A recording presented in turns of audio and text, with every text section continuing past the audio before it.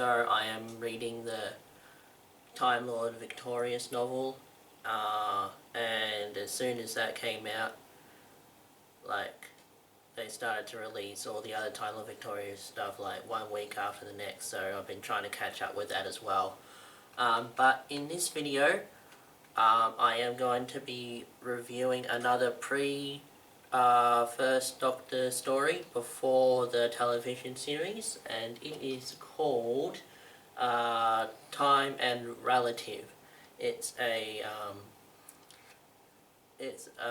novella. Who was it by? So yeah, it's this novella here, Time Relative, by written by Ken Newman. It's an interesting story.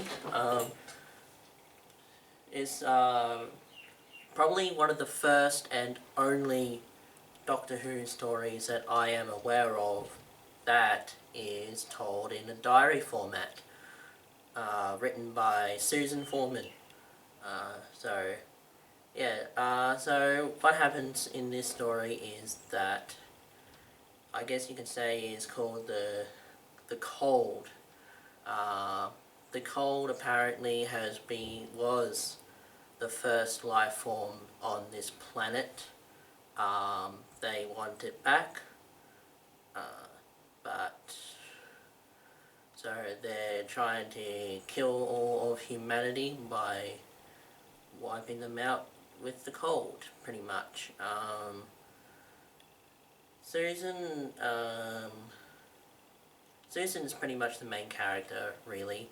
The Doctor is way back in the background. He doesn't even show up till about pretty much close to the end of the story.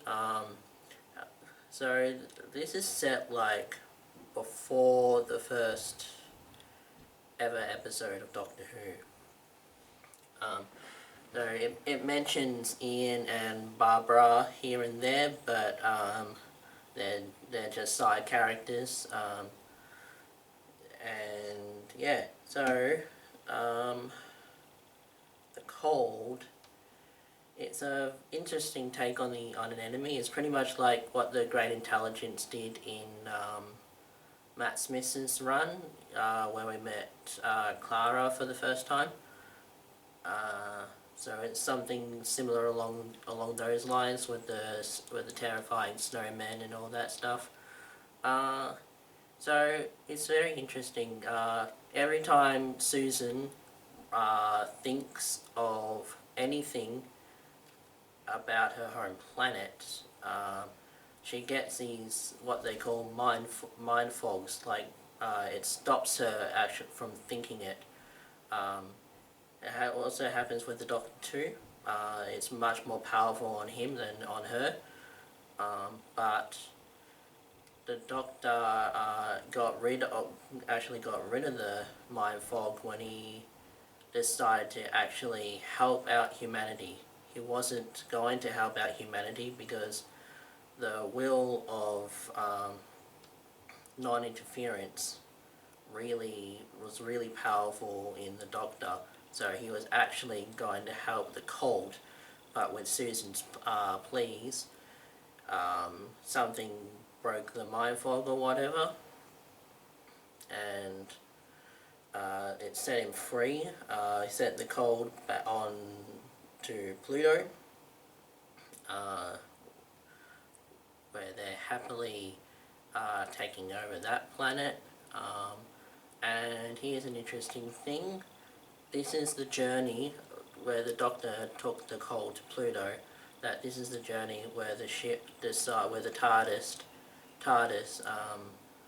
just goes wherever the TARDIS wants to go, really. From that point on, there was something that the Cold did to the TARDIS circuitry, or something or other like that. But yeah, it's an interesting story. I